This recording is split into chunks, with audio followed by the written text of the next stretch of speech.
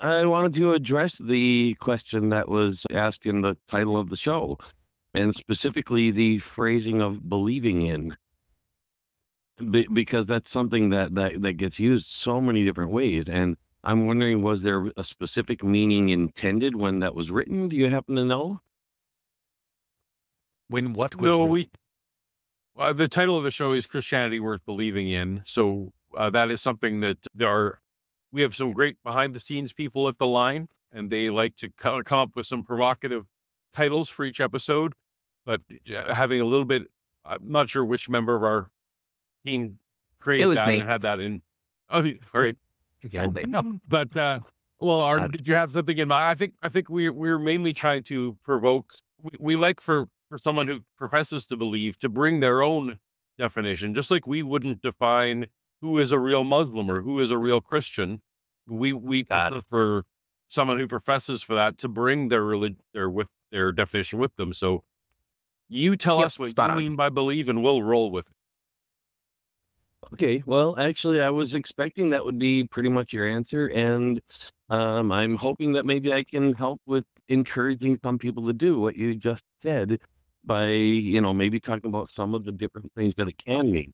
Me, I generally try to avoid using believe in or believing in because of the fact that it can mean so many different things, and it often gets used intentionally or unintentionally to conflate things that are very different from each other. Unfortunately, that's so true of let me most make of sure I words. understand. So, go You ahead. can tell Well, Paul and I I are wouldn't say both it's used true to of hosting. most. I wouldn't say it's true of most, but it is true of certain ones. There's a lot of different things that end up that way, and religion is notorious for grabbing those things and making them even worse. So And let I me don't make think sure I'm most religious understanding. people would disagree with me on that. What they disagree with me on is that they're religious. Most of them that I've met would frame it some other way, because most religious people that I've met don't really like religion. Okay, I'm coming back. Does that make sense? Hang on. I'm coming back. Is your issue with the Okay. use of believe, like if someone says, well, I'm not religious, or I'm not a creationist, I believe in evolution. And they say that colloquially, wow, but the more accurate way to phrase it would be, I accept the evidence for evolution. I hold to that position based on the evidence. That's So clearer. someone can't make the false equivalence, claim that, well, you are believing in one thing the way you would believe in another. Is that fair? Yeah, that's much clearer. I also would like to point out a distinction between believe and believe in. That those are the believe is a lot more straightforward and a lot more narrow in its usage than believe in. For example, if someone says they believe something exists, that's pretty straightforward what it is they mean by that. But if they say they believe in the existence of something, a lot of times that doesn't actually mean they believe it exists. It means, for example, that they think the existence would be a good thing, or they think the existence is something that they'd like to believe, or something along those lines. There's a lot of ways that can be taken, and a lot of ways that it can be meant. So, So is there a I way to go? believe, Eva, hang on. I'm almost done, Paul, and then I'm going to Yeah. shut up and it's all you. So I believe evolution is supported by the evidence, and I believe in evolution are different claims. Those are very different claims. Yes, they may be meant the same way, and by some people, they definitely are meant the same way. But how they end up being taken can be quite different. So, given that the three of us, are not going to change the way people speak, when you called in, did you have something in mind other than to warn people in general that people are imprecise with language? Or did you, which is why I loved that you asked, what did we mean by it? And that is something I very much encourage people to do, is to define terms before they get into a conversation. Was that the extent of what you wanted to say today? Or did you have something more than just an awareness of ambiguity? Oh, I've got a whole lot more, but it's a question of how much time you want to spend on an atheist, because I know you got these callers waiting. And as I said, my main thing is to encourage people to call in and talk about what they mean by such things, and maybe try to find another way to word it, another way to word what they mean, rather than assuming someone's going to understand their meaning when they use such a phrase. And yes, we actually can affect the way people choose to speak if we can make it clear to them that saying something one way will have a very different effect than saying it another way. These Actually, aren't I things will say, that I'm yeah, waiting. I Go didn't ahead. mean to belittle. I didn't mean to belittle that effort. If I, and I'm sorry, I may have sounded as though I Oh, it's all was. right. That's so but I'm very much with you. I think verbiage is important, and I do make strides on my channel to try to use the most precise language possible and to model that as best I can. Yeah, Absolutely, and yeah. that's why I And I would would like typically to use it. encourage that, but and I would like to encourage that. But at the same time, I don't want to tell someone how to talk. I mean, that is up to them to decide. But yes, by all Right. means, if they can communicate more clearly by choosing their phrasage carefully in situations where they would like to communicate more clearly, I'd definitely like to encourage that. And I would like to point out that, if they use the phrase believe in, and they're speaking to somebody who doesn't share their belief system, there's a very good chance that phrase is going to be misunderstood. I know, and that's why I typically use intellectual assent is often the phrase that I will use instead of believe, for example. So, and I think in Okay. general, I think you're right. We try and model. I think you're right that the strategy is to model it, and that hopefully people will, much like a Christian would do when they say, "Hey, we're going to live a lifestyle in such a way that people want to ask us, hey, what's different about our life?" No, I think you're pedantically telling people that they're using a word incorrectly or using a word in a way we don't want to use is the most Mhm. boring conversation I think around. Definitional conversations are boring. But yes, Mm. as long as we're charitable to Well, others and modeling it as best we can, I'm on board with that. it might be somewhat pedantic, or it might seem somewhat pedantic and perhaps not be, but if I can make a clarification, for example, if if someone says that they believe in something and they mean they believe it is good, but someone else takes it to mean they believe it is true, and they hear enough people saying they believe in that thing to think that all these other people believe it's true, they may take that as testimony that it's true, and what the people are really saying is they have wishful thinking.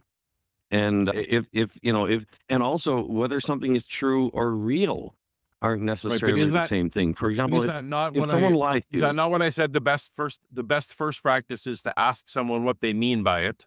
Yes, Again, like, yes, yes. So that, yes. so But your when someone's examples didn't speaking, if change they can that. also think to clarify, and my point is, when someone's speaking, if they can think to clarify in advance, not everyone is going to think to ask. So, like, as an Gotcha. example, So if someone were to lie to you, okay, you might think that lie is real, but not think that it's true or that it's good. Does that make sense? it does make And sense. I'm not certain and, that and we're someone might use, adding. I'm not certain we're bringing okay, new information all to the right, conversation at this point. Yeah, that's all I'm then saying. I should I let you think go. we got to Then I go. should let you go and let other people call in and respond to this, or people that are on hold waiting respond to this and to other things that have been said on the show. And I hope I've contributed something valuable. Thank you. Thank you.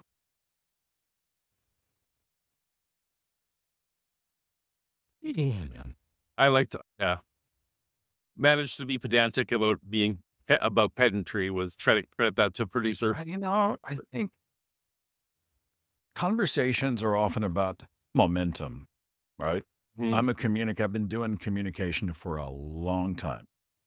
And I am interested in being accurate. I'm interested in clarity of language, but I really believe that these conversations are about momentum.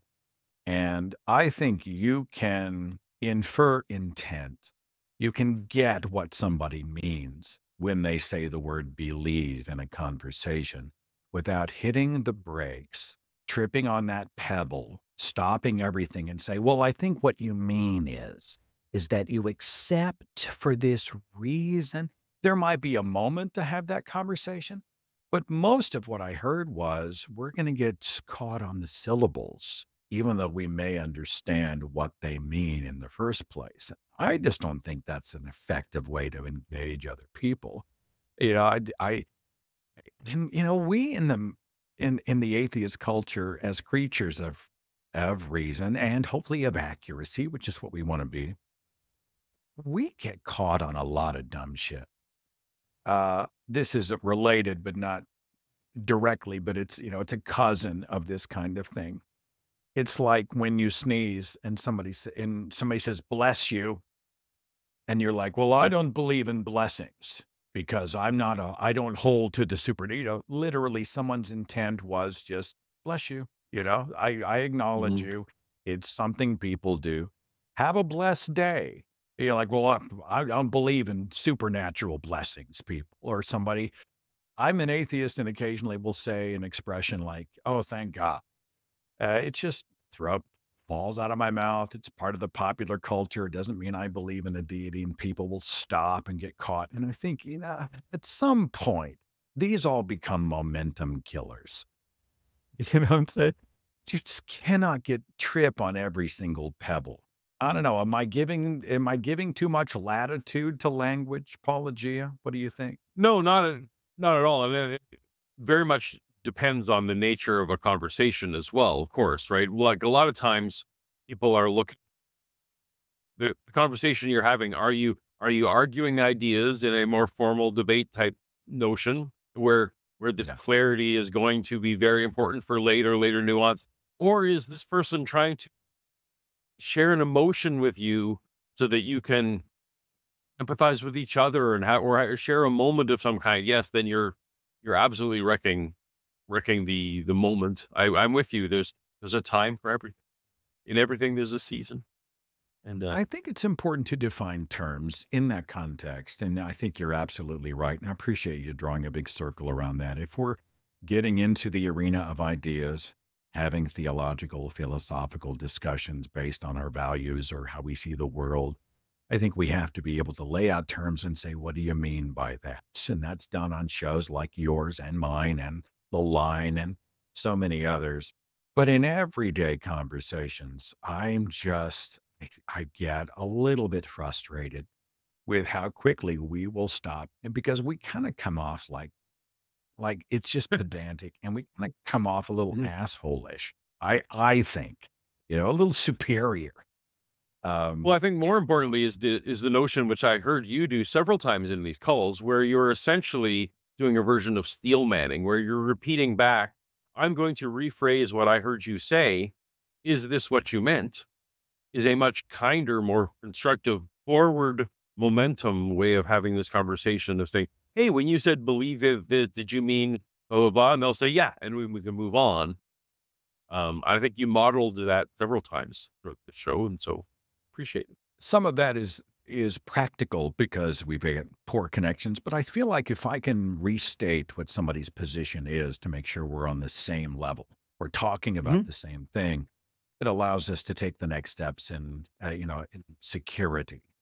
And Yeah. it also makes our callers feel understood. Like, oh, they understand what I'm trying to say. And I think that's pretty important. Granted, there have been some calls that I have no idea what the hell we're talking about. Just like, what? What? What is it? Some people who call these call-in shows who spin off into that apologetics word salad that Mm. I can't even keep it straight. It's not even a cloud to ground lightning bolt. They just take every stream on the way up or down and I lose my mind. And then there aren't enough notes in the world, for a guy like me. Um, it looks like we've covered everybody who was called into the broadcast, which means today we're going to finish just a little bit early. Paul, what are you working on these days? Anything special, shows, broadcast, anything in your queue? Because I'd like people to be able to know about it and perhaps find you on your own channel. Yeah, no, I always have lots of videos going on. Most recently, I've been doing some couple of videos about whether Jesus was a failed apocalyptic prophet. So if that's the kind of pedantic conversation you would like to have, you can definitely check Hang out on, my videos there. Yes. hang on. Is this like the C.S. Lewis thing? Is Jesus lunatic, liar, or Lord? Those the Not waters you're exactly. wading into? So it's it's more in the matter of if you accept that some of the writings of Jesus were as are attributed to him were his. So there's sayings like some among you will not taste death until you see the kingdom coming in power, or this generation will not pass away. So there's some of these phrases like in Mark 13, a lot of them are up here where Jesus is making some prophetic notions, prophetic proclamations that on their face sure seem like they didn't come true because it sure seems like all the disciples died before the kingdom came with power, for example. And so I like to look at there's different apologetic ways of getting around this because clearly Jesus doesn't come back. Was Jesus talking about future generation? Was Jesus talking about the kind of prophecy where it's contingent, where, oh, if you behave well, Jesus will come back soon, but if you behave poorly, it's going to take 2,000 years. Or a third option is often this partial, oh, well, the disciples saw the resurrection, so they saw the start of the kingdom coming with power, even though 2,000 years. So it's in the weeds, as my channel often is, on accepting the Christian notions as best I can and discussing whether or not it makes sense. So that's what I was talking about. The Larry Lunatic Lord thing, I also have videos on that, but of course, you and I both ascribe to option B. Option D, other, is Yeah. the thing we would go with. Interesting how the apologists can't even agree on Christ's return. You'd mentioned that Jesus told his disciples, there are some among you who shall not taste death. And then all of those people died. And there are some, I ran into somebody who was criticizing a chapter in my book as I was talking about the apocalypse. And they're like, well, the reason people are trying to prevent the end times, which is weird because if you look at hardline Christianity, it's a fear culture. Everybody's coming for them, right? The Bible says no weapon formed against you shall prosper, right? God is your shield and your strength. No harm is going to come to you. You're a child of God. Who do not fear those who will kill the body, because no one can kill your soul or spirit in Christ Jesus. And if you look at these people, they're always in freak out mode. Everybody's coming for it, Yeah. whether it's the socialists or the immigrants or the trans people or, the Democrat. I mean, who are they? They've got villains all over, and they're always wigging out. And I think to myself, they're always wigging about the Antichrist coming. This is the end of times, and we must be vigilant. And I'm thinking, why are you not jumping up and down and having a parade? Because this is what you want. The end time, this is a precursor to you going to the most joyous, happy, secure, safe, wonderful, amazing, colorful, loving place beyond imagination. You will be reunited with everyone you've ever loved and lost. You're going to have mansions and jewels in your crown and so much good. Why are you not excited? Why are you not ready for the world to end? And I heard an apologist the other day, and they said, well, the reason we want to stave off the end times is because we need time to make sure more people hear about Jesus. Well, that's never going to happen. Like, there will always be somebody on the earth. And then there was yet another one who said that Christ will only return when everyone has heard, which is a variation on the same thing. And I find that interesting. So they've got to set up a model where Christ will never actually arrive, and somehow it's part of God's master plan. I just spun off into oblivion there. Well, I was going But to say it's equally scary though. There are Christians though that are the reverse, that very much want to bring about to the end. Yeah. And they vote based on that because they think certain things need to happen in the Middle East. And so that they base their entirety of their support and their voting block based on trying to make certain prophecies happen. And that's just this. I actually prefer the people who or the Christians are the people who admit, yeah, this might not ever happen, as opposed to the ones trying to make it happen. It's like blanket support for Israel. Talk about messy, right? People want this to be an A-B choice to fit it into a box. And I'm like, how do you fit a conflict of this depth and breadth into a box? Because it simply does not. And yet, many people here, especially in the United States, the Zionists have this idea that Israel must be established and protected in advance of the return of Jesus Christ, because this is the Holy Land. And many Yep. believe that that is where Christ will appear first. And so, by that standard, Israel can do whatever it wants. The military can go and they can carpet bomb schools and hospitals, and they can destroy lives, and they can wreak havoc, and they can mass murder. And I support, and they have the bumper stickers and the T-shirts and the placards and the pins that they say, I stand with Israel. What they're saying is, I stand with Israel no matter what Israel does, which is a get out of Exactly. thinking free card, apparently. And Yep. they fit You into said the your loud part model. loud. Did the quiet part loud. That's what I was trying not to say. But yes, you exactly articulated my concern.